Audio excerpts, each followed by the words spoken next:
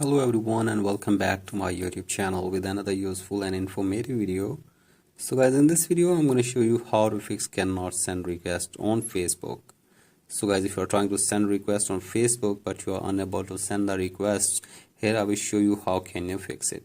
So guys, the reason for this problem can be that if you have sent a lot of requests to different people and they have not welcomed your friendship request, or they have reported your request to Facebook team, then you will not be able to send more requests on Facebook.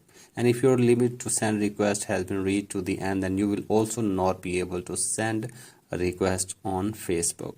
So guys, this can be the reason, and if you feel that these reasons are not correct, then there is another option as well. So guys, for that you have to simply open your Facebook and from here tap on menu button.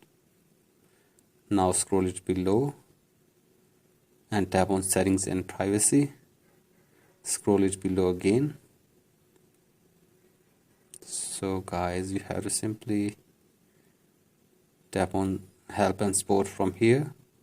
Tap on report a problem. Scroll it below and tap on continue to report. Tap on don't include, and from here tap on friend requests.